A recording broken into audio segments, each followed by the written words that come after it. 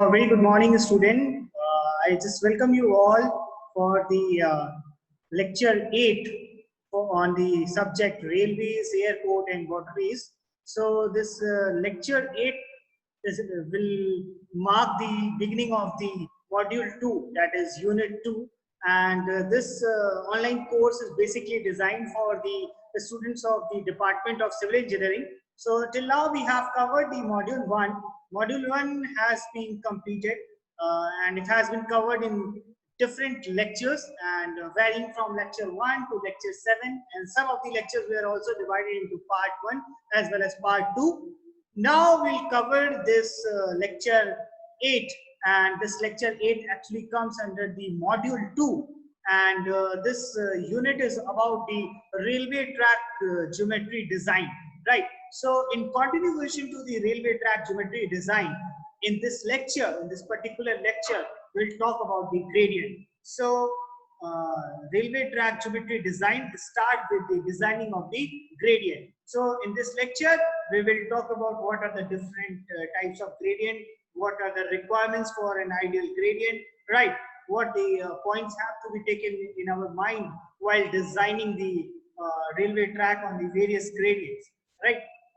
So जब हम एक रेलवे इंजीनियर की बात करते हैं तो रेलवे इंजीनियरिंग में रेलवे के ज्योमेट्री डिजाइन, जो ट्रैक की ज्योमेट्री है, उसको डिजाइन करना एक बहुत इंपॉर्टेंट फैक्टर, राइट? क्योंकि आपकी जो डिजाइनिंग है वो ज्योमेट्रिकल एस्पेक्ट से ही स्टार्ट होती है. तो once you know the geometric design, you will understand the designing part of the railways, you know, and sleepers, right?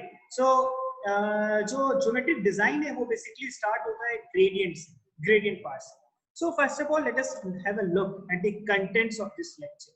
So contents of this lecture goes as follows: necessity of the geometric design, gradients, gradient types, and there are basically 4 basic types: ruling gradient, momentum gradient, pusher or helper gradient, and gradients in the station yard. So we'll cover the necessity of the geometric design. What are the different, what do you define, how you define the gradient, what are the different types of gradient, basically ruling gradient, momentum gradient, pusher or helper gradient, and gradient in station yard, right? So we'll cover one by one. Let us have a look on the very first slide, and the very first slide is about the necessity of the geometric design, right? So we'll start this lecture with a question in our mind: what are the necessity of the geometry? मतलब हमें जरूरत क्या पड़ी, necessity क्या है, ठीक है? हमें क्यों जरूरत पड़ी एक रेल की ज्योमेट्रिक डिजाइन करने की, अच्छी सी डिजाइन करने की, हमें ज्योमेट्रिक डिजाइन करने की क्यों जरूरत पड़ी? तो ये किस टॉपिक के अंदर कवर करेगा? It will cover in the topic necessity of. तो there are various points, there are various necessities of geometric design. पहला है for the smooth and safe running, ठीक है? तो सबसे पहला पॉइंट है होता है जब भी हम किसी चीज को डिजाइन करते हैं रेलवे में कि we require the smooth and safe running of the train, पहली चीज. दूसरा है to attain the maximum speed. Third one is very important, carrying heavy axial load.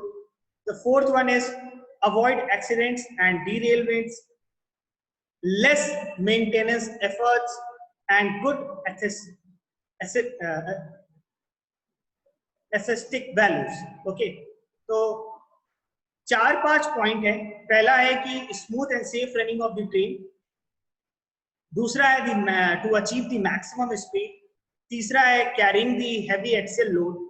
चौथा है to avoid the accidents and derailment, क्योंकि अगर हमारा ग्रेडियंट प्रॉपर्ली डिजाइन होगा तो उस केस में वो यूनिफॉर्मली डिजाइन होगा.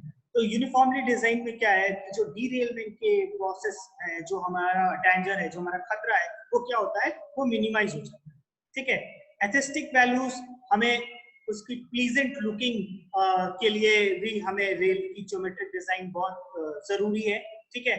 Therefore, if all the above elements are properly designed, the possibility of derailment due to defects in the track can be avoided. So we started with the necessity on the geometric design. It starts with the smooth and safe running of the train. जब आपका कोई भी track geometrically correct design होगा तो it will act in smooth and safe functioning of the train, it will help in the smooth and safe functioning of the train. ठीक है, तो जब स्मूथ और सेफ रनिंग होगी तो it will helpful for achieving the maximum speed. ठीक है, and if something is designed properly, then your train can carry the heavy axle load, your rail can carry the heavy axle load. Properly designed में it will avoid the accidents and the derailment. जब derailment avoid होगा तो आपका accident भी automatically avoid हो जाएगा। ठीक है, properly designed है तो less maintenance effort बहुत minimize हो जाएगा। ठीक है, aesthetic value क्या होगी उसकी, काफी अच्छी हो जाएगी। So all the elements are properly designed, the possibility of derailment due to defect in the train can be avoided, right? So these are the points which define the necessity of the geometric design. अब हम देखते हैं कि gradient क्या हो। ठीक है, पहले तो हमें पता चल गया कि रेलवे की ट्रैक ज्योमेट्रिक डिजाइन की नेसेसिटी क्या है, जरूरत क्या है। ठीक है, तो डीरेलमेंट प्रोसेस को मिनिमाइज करने के लिए हमें उसकी ट्रैक ज्योमेट्री की जरूरत पड़ती है, प्रॉपर डिजाइन की जरूरत पड़ती है। अब सबसे पहला कंपोनेंट जो ट्रैक ज्योमेट्री में आता है वो है ग्रेडियंट। ठीक है, तो ग्रेडियंट बेसिकली होता क्या, उसको डिफाइन कैसे करते हैं, ये हम इस लेक्चर में जानेंगे। ठीक है, इस स्लाइड में सॉरी हम इसको देखेंगे। तो ग्रेडियंट क्या होता है, हमें सभी को पता है ग्रेडियंट को हम कैसे डिफाइन करते हैं, as the slope in the longitudinal direction of a railway track is known as the gradient और ग्रेड। तो आप ग्रेडियंट बोलो या ग्रेड बोलो, दोनों सिनोनिम्स हैं। ये क्या होता है, लॉन्गिट्यूडनल डायरेक्शन में जितना स्लोप हम प्रोवाइड करते हैं, whatever the slope is provided in the longitudinal direction, the amount of the slope is which is provided in the longitudinal direction of a railway track, that is known as the actually known as the grade of that railway track or the gradient of the railway, right? और gradient हम provide क्यों करते हैं, gradients are provided to negotiate the rise or fall in the level of the track। ठीक है, आपका कोई एक ट्रैक है, उसमें अगर यूनिफॉर्मिटी मेंटेन करनी है, उसके राइज और फॉल को हमें नेगोशिएट करना है, तो उस केस में हम क्या करेंगे, हम ग्रेडियंट प्रोवाइड करेंगे, या तो राइज लेवल पे या तो फॉल के लेवल। ठीक है, तो gradients are provided to negotiate the rise और fall in the level of the railway track. और ग्रेडियंट होता क्या है, gradient is the amount of the slope in the longitudinal direction. ठीक है, उसको क्या कहते हैं, ग्रेडियंट बोलते हैं या तो ग्रेड बोलते हैं। और ग्रेडियंट को हम प्रोवाइड क्यों करते हैं, टू नेगोशिएट द राइज और fall in the level of the track. ठीक है, तो एक ट्रैक की यूनिफॉर्मिटी को मेंटेन करने के लिए हमें उसमें ग्रेडियंट को प्रोवाइड करना है। ठीक है, rising gradient rises the track in the direction of movement, rising का मतलब बढ़ना। ठीक है, whereas falling gradient cause the track to go down in the direction of the movement. ठीक है, तो राइजिंग ग्रेडियंट का मतलब मूवमेंट के डायरेक्शन में वो ट्रैक को राइज करना। ठीक है, उस डायरेक्शन में हम जब ग्रेडियंट प्रोवाइड करते हैं, आपके ट्रैक के मूवमेंट के डायरेक्शन में जब हम ग्रेडियंट प्रोवाइड करते हैं, उसको कहते हैं राइजिंग ग्रेडियंट। और जब हम फॉलिंग, जब ट्रैक आपका नीचे की तरफ जा रहा हो और उस केस में हम राइज और फॉल को नेगोशिएट करने के लिए ही ग्रेडियंट प्रोवाइड करते हैं, तो फॉलिंग केस में जब हम प्रोवाइड करते हैं तो उस केस में हम क्या कहते हैं, उसको कहते हैं, हम कहते हैं फॉलिंग ग्रेडियंट। ठीक है, और ग्रेडियंट को हम रिप्रेजेंट कैसे करते हैं, a gradient is represented by distance traveled for a rise or fall of 1 unit। ठीक है, तो जितना राइज और फॉल होगा एक यूनिट में, उसी को हम कहते हैं ग्रेडियंट। जैसे 1 in x, राइट, और 1 in n। ठीक है, इसको किसमें रिप्रेजेंट किया जाता है, परसेंट। ठीक है, इसको लिखा कैसे जाता है, 1 in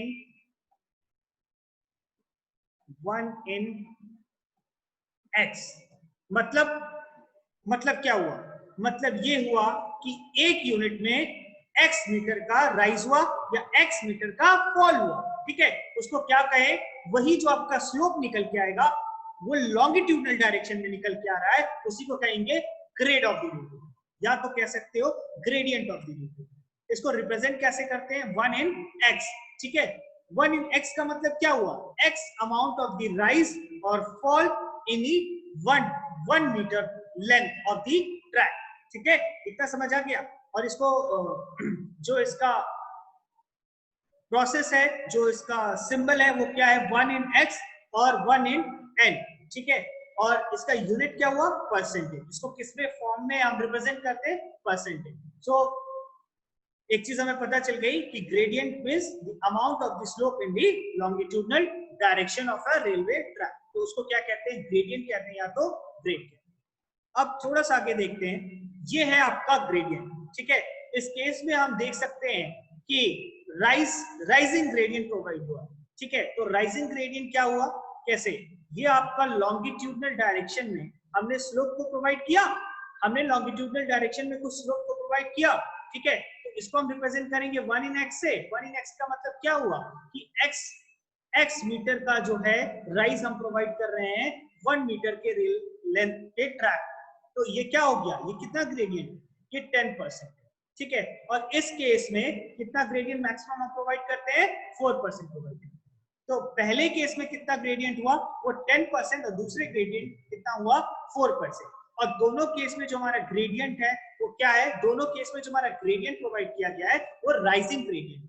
मतलब राइजिंग ग्रेडियंट का मतलब यहाँ क्या हुआ कि आपका लॉन्गिट्यूडनल मूवमेंट, जो लॉन्गिट्यूडनल स्लोप हम प्रोवाइड कर रहे हैं वो it is the slope is provided in the direction of the movement of the track. Here you can see, here we are providing the rising slope in the direction of the movement of the track. तो इस case में ये क्या हुआ, ये क्या हो गया, ये राइजिंग ग्रेडियंट। और पहले वाले केस में ये केस 1 है और ये केस 2 है। तो केस 1 में हमने कितना ग्रेडियंट प्रोवाइड किया, 10% मैक्सिमम, और केस 2 में हमने मैक्सिमम ग्रेडियंट कितना प्रोवाइड किया, 4%, ठीक है। मैंने आपको बताया था 1 in x और it is been represented in percentage. तो 10% का मतलब हुआ 10/100। तो ये क्या हुआ, 1 in 10। इसको क्या बोलेंगे, पहले वाले केस में कितना आया, 1 in 10, ठीक है। तो अगर हम इसको रिप्रेजेंट करें तो इसका मतलब ये हुआ कि हम अगर मीटर और सेंटीमीटर में रिप्रेजेंट करें तो इसका मतलब ये हुआ कि 10 सेंटीमीटर का स्लोप हम प्रोवाइड करेंगे, सॉरी 10 सेंटीमीटर का हम स्लोप प्रोवाइड करेंगे 1 मीटर के रेल ट्रैक, ठीक है। तो अमाउंट 10 मीटर का, 10 सेंटीमीटर का क्या प्रोवाइड करेंगे, राइज हम प्रोवाइड करेंगे, ठीक है। तो अमाउंट ऑफ द राइज और fall, the amount of the rise or fall provided in 1 meter length of the track is known as the rising gradient or the falling gradient. And in this particular case, we have shown you about the rising gradient. और ये 4% क्या हो गया, 4/100। तो ये कितना निकल के आएगा, ये आपका निकल के आएगा 1 in 25, 1 in 25। अगर कोई आपको कहता है कि 1 in 25 है तो 1/25 into 100 वो परसेंट में निकल लिया। और अगर परसेंट में नहीं निकला तो कितना हुआ, उसको क्या करेंगे, अगर परसेंट में दिया है तो 10% का मतलब 10/100, वो कितना आया, 1 in 10। 1 in 10 का मतलब क्या हुआ कि वो जो 10 है वो कितना, वो राइज कर रहा है कि फॉल कर रहा है, वो 10 आपका रिप्रेजेंट करेगा the amount of the rise और द फॉल कितने में, 1 मीटर के ट्रैक को। तो इसी को कहते हैं ग्रेडियंट। और ग्रेडियंट का मतलब होता है स्लोप, स्लोप का मतलब in the longitudinal direction of the railway track, right. ये क्लियर हुआ। So this is actually about your the gradient, ठीक है। थोड़ा सा आगे बढ़ते हैं।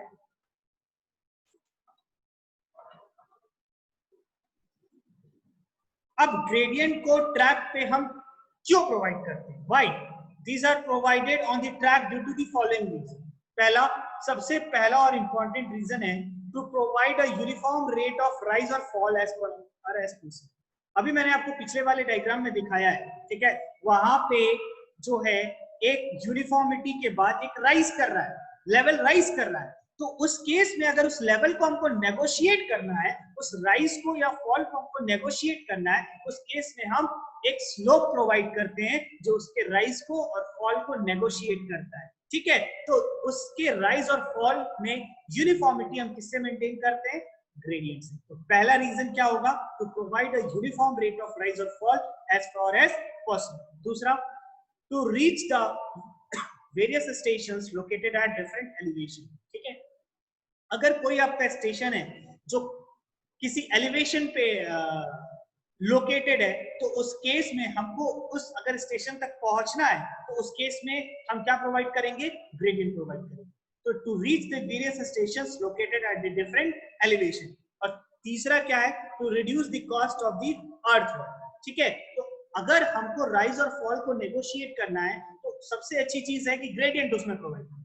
ठीक है, उसमें हमको एग्जीबिशन वर्क नहीं करना पड़ेगा। तो एग्जीबिशन वर्क नहीं करना पड़ेगा तो क्या होगा कि एग्जीबिशन वर्क का जो खर्चा है वो क्या होगा, वो मिनिमाइज हो जाएगा। Right, so these are actually the three reason due to which we provide the gradients on the track. पहला, to provide a uniform rate of rise और fall as far as possible, to reach the various stations located at the different elevation, to reduce the cost of the earth work.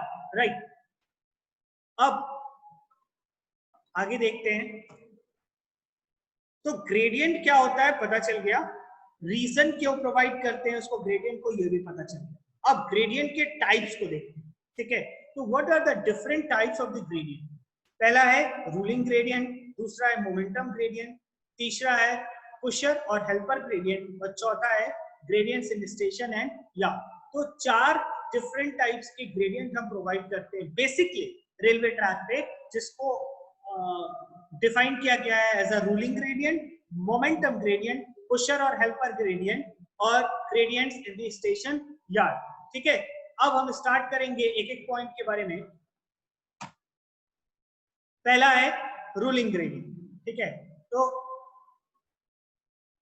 Ruling gradient क्या होता है, पहले तो हम ये जानेंगे कि रूलिंग ग्रेडियंट होता क्या है। ठीक है, और डिजाइन कैसे करते हैं उसको। This is the design gradient basically because it is determined on the basis of the performance of the locomotive. ठीक है, तो रूलिंग ग्रेडियंट को हम डिजाइन ग्रेडियंट भी कहते हैं। क्यों, क्योंकि इसको हम डिटरमाइन करते हैं लोकोमोटिव के परफॉर्मेंस के बेसिस पे। सो this is the design gradient basically because it is determined on the basis of the performance of the locomotive, and at the same time it tries to look at the total amount of the load which that locomotive can take up along with it while negotiating any gradient without any loss or major loss in the speed of the movement. तो जब हमको एक locomotive के performance की basis पे, locomotive के performance की basis पे ग्रेडियंट को डिजाइन करना है, उस केस में हम क्या, हम उसको डिफाइन करते हैं रूलिंग ग्रेडियंट। ठीक है, तो इस ग्रेडियंट को हम डिजाइन ग्रेडियंट भी कहते हैं क्योंकि ये किस पे डिपेंड करता है, ये आपके लोकोमोटिव के परफॉर्मेंस पे डिपेंड करता है। ठीक है, तो लोकोमोटिव का जो परफॉर्मेंस है वो किस फैक्टर पे डिपेंड करेगा, वो इस फैक्टर पे डिपेंड करेगा कि आपका जो लोकोमोटिव है वो इतने लोड को कैरी कर सके, it can take up as much as load so that there can not be any major loss in the speed of the movement. ठीक है, तो ये किस फैक्टर पे डिपेंड करेगा, ये आपका डिपेंड करेगा उसके लोकोमोटिव के परफॉर्मेंस पे, कि आपका जब लोकोमोटिव है तो अगर वो किसी लोड को कैरी कर रहा है, किसी कर्व को नेगोशिएट कर रहा है, तो डिजाइन ग्रेडियंट उस समय ऐसा प्रोवाइड हमको करना है कि उसकी वजह से कोई हमारे मेजर लॉस ना हो उसके स्पीड में। ठीक है, तो इसको क्या कहते हैं, इसको कहते हैं डिजाइन। ठीक है, और इसी को कहते हैं ruling gradient which will be rule the movement of the locomotive on a track। ठीक है, तो ये कैसे इसको डिफाइन करेंगे, अगर हम एक फिगर देखें, this is the movement of your train और इसका लॉन्गिट्यूडनल मूवमेंट इस डायरेक्शन में अगर हो रहा है तो W equals to mg will act in the downward direction। ठीक है, ये है W equals to mg acting in the downward direction, right।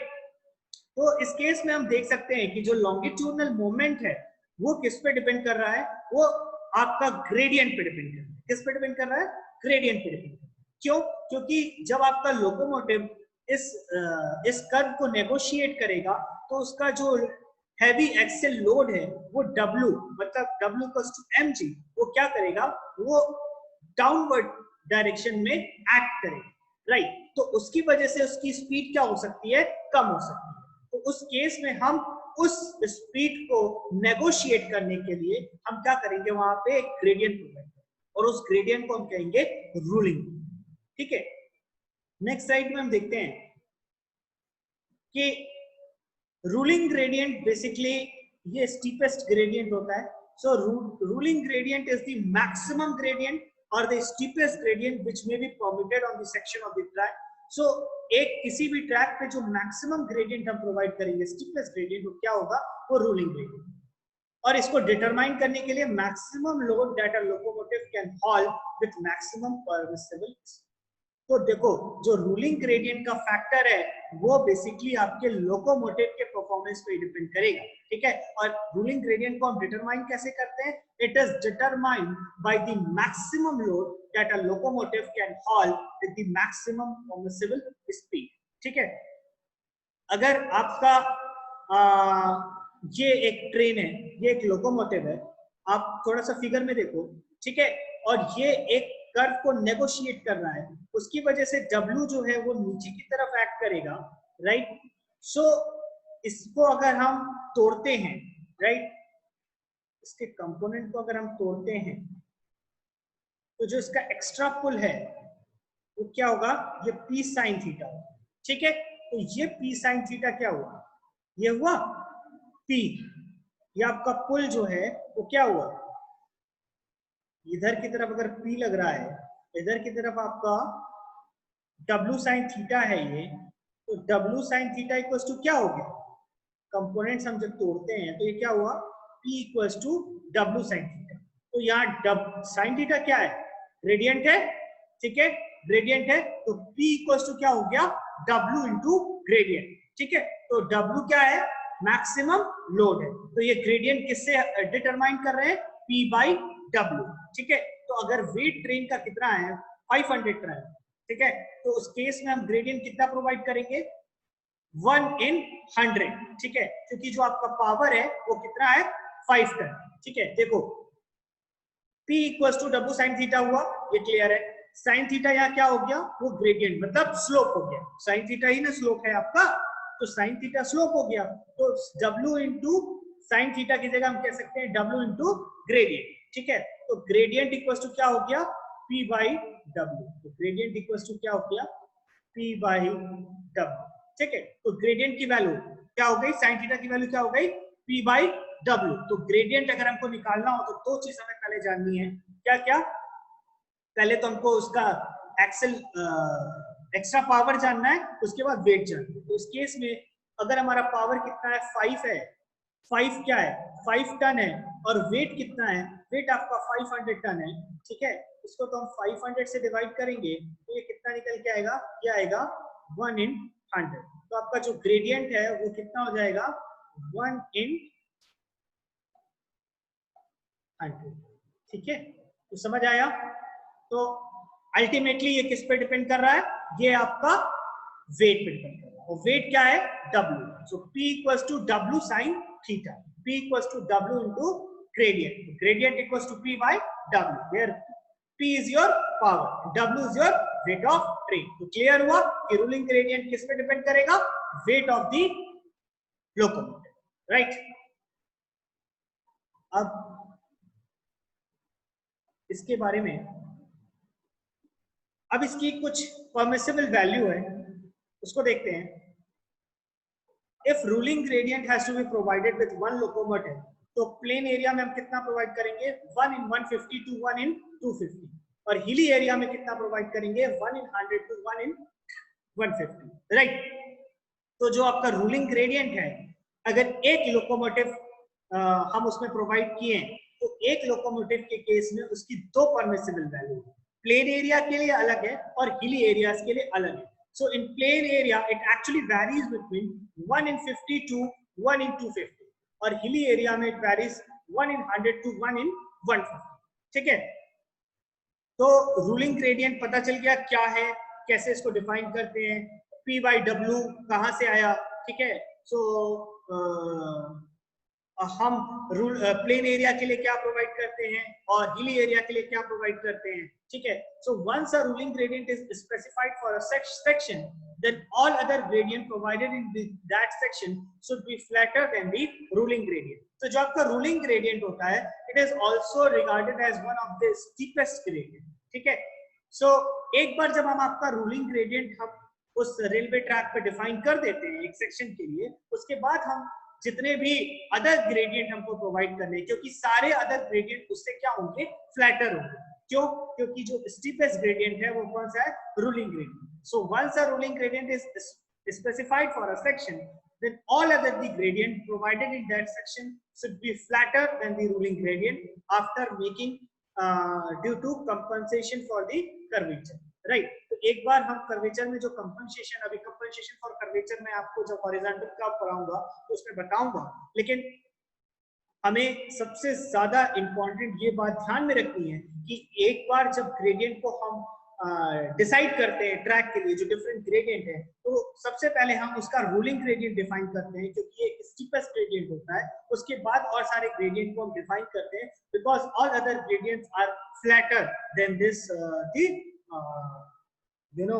This ruling, ठीक है। और प्लेन एरिया के लिए क्या वैल्यू है, it is ranging between 1 in 150 to 1 in 250, और हिली एरिया के लिए कितना है, 1 in 100 to 1 in 150, right.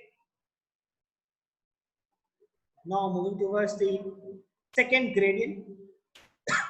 Second gradient is momentum, ठीक है। अब मोमेंटम ग्रेडियंट दूसरा देखेंगे, मोमेंटम, ठीक है। So momentum gradient is steeper than the ruling gradient that is overcome by the momentum gathered while having a run in a plane or on falling gradient in valley, ठीक है। जब हमको एक ruling gradient से ज्यादा steeper gradient को provide करना होगा तो उस केस में हम क्या करेंगे, हम मोमेंटम ग्रेडियंट, वैसे तो स्टीपेस्ट ग्रेडियंट रूलिंग ग्रेडियंट, लेकिन अगर हमको उससे भी ज्यादा स्टीपेस्ट ग्रेडियंट प्रोवाइड करना है तो उस केस में हम मोमेंटम ग्रेडियंट, ठीक है। तो momentum gradient is steeper than the ruling gradient that is overcome by the momentum gathered while having a run in place or falling gradient in value, ठीक है। तो जब भी आपका राइज होता है या फॉल होता है, तो राइज के समय और फॉल के समय वो कुछ एक मोमेंटम को गेन करता है, ठीक है। और इस जो गेन्ड मोमेंटम है उसकी वजह से हम उसकी जो स्टीपर कर्व की रिक्वायरमेंट है उसको पूरा करते हैं, ठीक है। And this is overcome by the momentum which is gathered while having a run in plain और फॉलिंग ग्रेडियंट इन वैल्यू। और इसी को हम क्या कहते हैं, इसी को हम कहते हैं मोमेंटम ग्रेडियंट, ठीक है। तो मैं आपको दिखाता हूं, ये है बेसिकली आपको मोमेंटम ग्रेडियंट, राइट। सो क्या होता है स्टूडेंट्स, जब भी आपका कोई एक लोकोमोटिव एक रेलवे ट्रैक पे किसी राइज और फॉल कर्व को नेगोशिएट करता है, तो उस केस में क्या होता है कि वो जब भी राइज करता है तो कभी कभी जो स्टीपर ग्रेडियंट हमें उस केस में प्रोवाइड करना होता है, तो जो उसका ग्रेडियंट जो प्रोवाइड किया जाता है, वो जो मोमेंटम जो रिकवर होता है, ठीक है, वो लोकोमोटिव की वजह से जो मोमेंटम रिकवर होता है, उस ग्रेडियंट्स की वजह से जो हम ग्रेडियंट को प्रोवाइड करते हैं उसी को हम कहते हैं मोमेंटम, ठीक है। So momentum gradient is steeper than the ruling gradient that is overcome by the momentum gathered while having a run in plane or on falling gradient in valleys, ठीक है।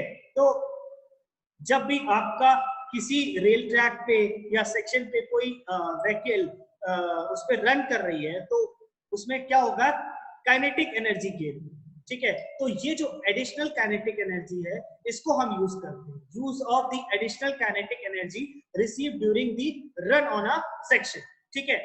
No obstruction like signals are provided on the section with these gradient means the train should not be stopped at that station, ठीक है। तो momentum gradient के case में जो additional kinetic energy है उसको हम यूज करते हैं, ठीक है। और there is no obstruction like signals are provided on the section, ठीक है। ये मोमेंटम ग्रेडियंट हम तभी प्रोवाइड कर सकेंगे जब आपके रेलवे ट्रैक में किसी तरह का कोई ऑब्स्ट्रक्शन नहीं, जैसे सिग्नल का, ठीक है, और भी जो प्रॉब्लम्स होती हैं और भी जो ऑब्स्ट्रक्शन होते हैं, वो ऑब्स्ट्रक्शन जब प्रोवाइडेड नहीं होता है तभी हम इस तरह के ग्रेडियंट को प्रोवाइड करते हैं। अगर ये ग्रेडियंट आपको नहीं समझ आया तो मैं आपको फिर से इस डायग्राम से समझाने की कोशिश करूंगा। जब ये आपका व्हीकल इस कर्व पे नेगोशिएट कर रहा है, तो ये आपका जो ये जो आपका राइज है, इसको कवर करने के लिए जो ग्रेडियंट प्रोवाइड करना है, जो यहाँ से इसने मोमेंटम को गेन किया है, जो मोमेंटम को इसने गैदर्ड किया है, उस मोमेंटम की वजह से इस कर्व को वो नेगोशिएट कर रहा है, और इसी को हम बाद में कह रहे हैं मोमेंटम ग्रेड। ठीक है, so the momentum which is been gathered while during the run on the length of the track, जो मोमेंटम को हम गैदर कर रहे हैं, जो मोमेंटम हम गेन कर रहे हैं, उसी मोमेंटम का हम यूज करके, और ये मोमेंटम कैसे गेन कर रहे हैं, जो एडिशनल काइनेटिक एनर्जी है, जब एक आपका यूनिफॉर्म ट्रैक है उस केस में काइनेटिक एनर्जी कुछ गेन करती है। ठीक है, जब कोई ऑब्स्ट्रक्शन नहीं है, तो उस काइनेटिक एनर्जी की वजह से क्या हुआ कि कुछ मोमेंटम गेन। ठीक है, तो जब आपका राइज कर्व प्रोवाइड करना है, तो उस केस में जो ग्रेडियंट है, उस मोमेंटम जो गैदर किया गया है, उससे को हम उसमें ऐड करेंगे, और उसी को हम क्या कह देंगे, उसको हम कह देंगे momentum gradient.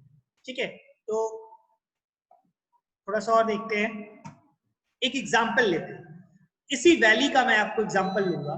For example, in the previous valley a falling gradient is usually followed by a rising gradient. आप देख सकते हो कि एक falling gradient is followed by a rising gradient. ठीक है, ये एक वैली का एग्जांपल है। इस वैली में एक फॉलिंग ग्रेडियंट के को फॉलो कर रहे हैं हम rising gradient, right. So a falling gradient is usually followed by a rising gradient and it acquires the sufficient momentum। तो उसी केस में ये कुछ मोमेंटम को गैदर करेगा, और ये मोमेंटम कहां से आएगा, जो एडिशनल काइनेटिक एनर्जी आपकी मिलेगी उसके वजह से ये आपका मोमेंटम मिलेगा। ठीक है, so this momentum will give the additional kinetic energy to the moving train which would enable the train to overcome a steeper rising gradient than the ruling route।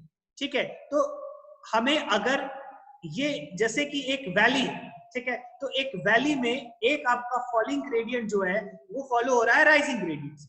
when rising gradient is followed when falling gradient is followed by a rising gradient, तो उस case में हमारा जो extra momentum gather हो रहा है, उस extra momentum की वजह से वो एडिशनल काइनेटिक एनर्जी प्रोवाइड कर रहा है। तो वो काइनेटिक एनर्जी आपको एनेबल करेगी, आपके ट्रेन के लोकोमोटिव को एनेबल करेगी to overcome a steeper rising gradient than the ruling gradient for a certain length of the track. ठीक है, तो हमने देखा ना कि कैसे किसी किसी केस में आपका रूलिंग ग्रेडियंट से भी ज्यादा स्टीपर ग्रेडियंट हमको प्रोवाइड करना होता है, और वो कौन सा केस होता है, वो वैली ही होता है। ठीक है, तो जब आपका स्टीपर कर्व है और उस स्टीपर कर्व को हमको मोर स्टीपर कर्व को उस केस में हमको ग्रेडियंट फॉलो करना है, और एक फॉलिंग ग्रेडियंट एक राइजिंग ग्रेडियंट के बाद फॉलो हो रहा है, तो आपका कौन सा ग्रेडियंट फॉलो प्रोवाइडेड होगा, मोमेंटम। तो इसी राइजिंग ग्रेडियंट को हम क्या कहते हैं, इसी राइजिंग ग्रेडियंट को हम कहते हैं momentum gradient, and this gradient is steeper than the.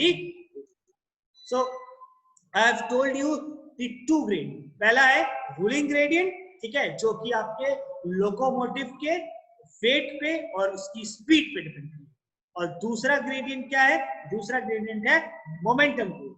ये किस पे डिपेंड करेगा, जो आपकी एडिशनल काइनेटिक एनर्जी जो गेन होगी, जो मोमेंटम हम गेन करेंगे, और ये मोमेंटम ग्रेडियंट कभी हम प्रोवाइड कर सकेंगे when there is no obstruction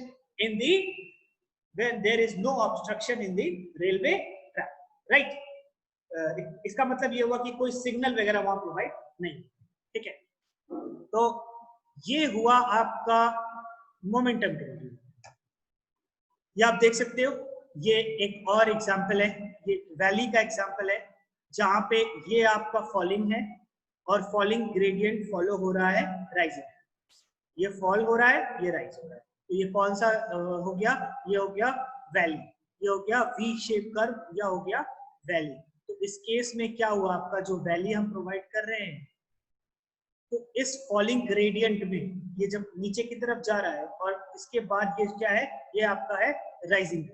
ठीक है, तो इस केस में हम जो नेगोशिएट करेगा, जो आपकी व्हीकल है, वो कैसे इस पे राइज करेगा, वो ऐसे राइज करेगा जब यहां से ये चलेगा, राइट। तो इस केस में ये कुछ मोमेंटम गेन करेगा, और वो मोमेंटम फॉल करते हुए जो मोमेंटम इसने गैदर किया है, वो कुछ एडिशनल काइनेटिक एनर्जी में ये मोमेंटम आपका एड अप हो जाए, और उसकी वजह से जो मोमेंटम इसको पुश करेगा, और ये पुश करने की वजह से इस कर्व को नेगोशिएट करेगा, और इसी राइजिंग ग्रेडियंट को नेगोशिएट करेगा, और इसी को हम क्या कहेंगे, इसी को कहेंगे मोमेंटम।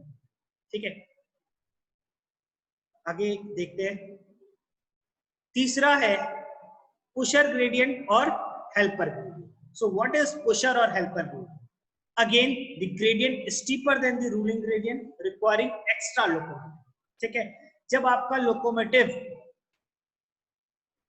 ऐसी जगह प्रोवाइड करना है जहां पे आपका जो ग्रेडियंट है वो रूलिंग ग्रेडियंट से स्टीपर, उस केस में हमें एक एक्स्ट्रा लोकोमोटिव को प्रोवाइड करना है। ठीक है, तो जब हम एक्स्ट्रा लोकोमोटिव प्रोवाइड कर देंगे तो क्या होगा, it reduces the length of the railway section, it also reduces the overall cost. ठीक है, अब जैसे जहां भी हमको इसको क्या कहते हैं, जैसे कि आप किसी ग्रेडियंट को हमको नेगोशिएट करना है, किसी कर्व को हमको नेगोशिएट करना है, और उस केस में हमको ग्रेडियंट जो है वो प्रोवाइड करना है, और वो स्टीपर होना चाहिए, वो रूलिंग ग्रेडियंट से ज्यादा स्टीपर होना चाहिए। तो उस केस में एक लोकोमोटिव की जगह हम दो लोकोमोटिव यूज करेंगे। तो दो लोकोमोटिव रेल यूज करेंगे तो क्या होगा, एक तरह से वो हेल्पर होगा, वो क्या होगा, वो हेल्पर हो गया। ठीक है, मोर पावर लगेगी, तो जब ज्यादा पावर लगेगी उसको वो पुश करेगा उस पावर की वजह से, तो उसको क्या कहेंगे, वो हो जाएगा आपका पुशर ग्रेडियंट या तो हेल्पर ग्रेडियंट। तो जब दो लोकोमोटिव आप यूज करोगे तो उस केस में क्या होगा, लेंथ कम हो जाएगा, रेलवे सेक्शन का लेंथ कम हो जाएगा। जब रेलवे सेक्शन का लेंथ कम हो जाएगा तो ओवरऑल कॉस्ट कम हो जाएगी, तो क्या हो जाएगा, उसका जो मेंटेनेंस कॉस्ट मिनिमाइज हो जाएगा। बहुत सिंपल सी चीज है। ठीक है, अब एग्जांपल देखते हैं। इन Darjeeling railways 1 in 37 pusher gradient is used on Western Ghat. Broad gauge track and narrow gauge track is 1 in 25 is provided. तो आपका जब दार्जिलिंग की बात करते हैं तो दार्जिलिंग में, इन दार्जिलिंग व्हाट हैपेंड कि हम रेलवेज में पुशर ग्रेडियंट कितना प्रोवाइड करते हैं, 1 in 37, कितने पे, वेस्टर्न घाट और ब्रॉड गेज ट्रैक के लिए। लेकिन नैरो गेज ट्रैक के लिए हम कितना प्रोवाइड करते हैं, 1 in 25। तो पुशर और हेल्पर का मतलब एक हेल्पर हम प्रोवाइड कर रहे हैं, उसके एक्स्ट्रा पावर से उसको पुश कर रहा है उस लोकोमोटिव को, और फिर आपका रेल आगे बढ़ रहा है। ठीक है, तो एक्स्ट्रा लोकोमोटिव हम प्रोवाइड कर रहे हैं, एक्स्ट्रा लोकोमोटिव प्रोवाइड करेंगे तो एक्स्ट्रा पुश मिलेगा, इसका मतलब एक्स्ट्रा हेल्प मिलेगी, और उसको हम कहेंगे पुशर ग्रेडियंट और the helper. Right, now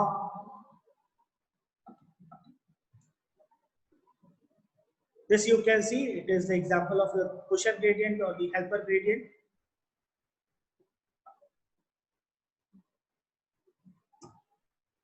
Now the last one is the your station gradient which are provided at the station.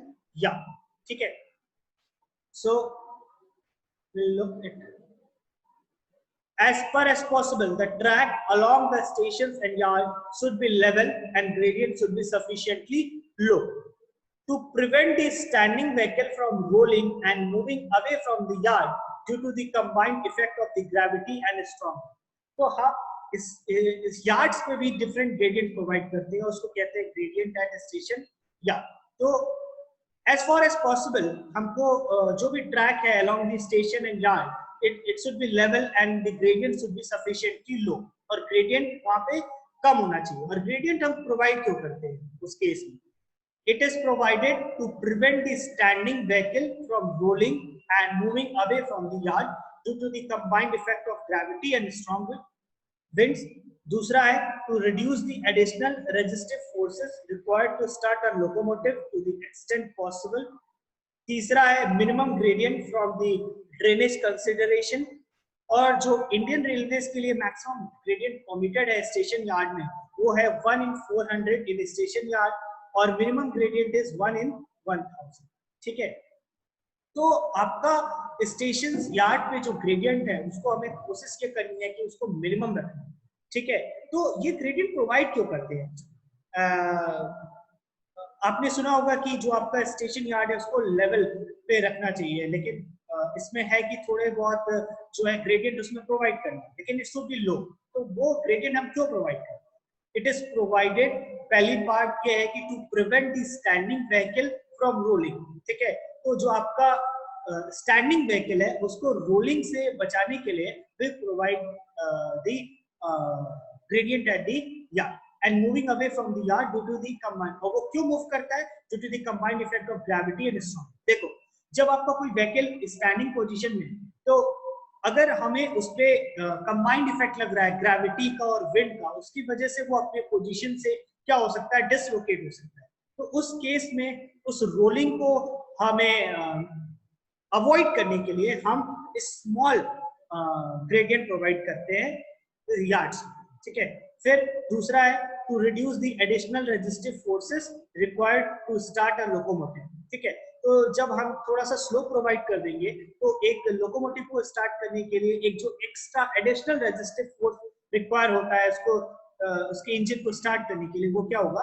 वो कम हो जाएगा। तो एडिशनल रेजिस्टिव फोर्सेस नहीं लगेंगे, राइट। तीसरा है minimum gradient from drainage consideration, ठीक है। तो ड्रेनेज पॉइंट ऑफ व्यू से भी हम ग्रेडियंट को प्रोवाइड करते हैं। और इंडियन रेलवे में 1 in 400 से 1 in 1000, मिनिमम कितना है? 1 in 1000 and maximum is 1 in 400, right. So I will show you how we provide this gradient at the station yard. So this is actually why we provide the gradient at the station yard. You can see here a example diagram of the station yard. यहाँ पे हम tracks को different gradients provide करते हैं। ये minimum होना चाहिए, ठीक है। तो स्टैंडिंग व्हीकल्स को हम रोलिंग से प्रिवेंट करते हैं, पहली चीज। दूसरी चीज, जो एक्स्ट्रा रेजिस्टिव फोर्सेस हमको अप्लाई करना होता है किसी लोकोमोटिव को स्टार्ट करने के लिए, वो हमारा कम हो जाता है, तो ओवरऑल कॉस्ट भी कम हो जाएगा, राइट। रेजिस्टिव फोर्सेस कम हो जाएंगे तो। और जो एक और बहुत इंपॉर्टेंट चीज है वो ये है कि हमें ड्रेनेज पॉइंट ऑफ व्यू से भी ये ग्रेडियंट काफी यूजफुल है। So these are actually 4 different types of the gradient.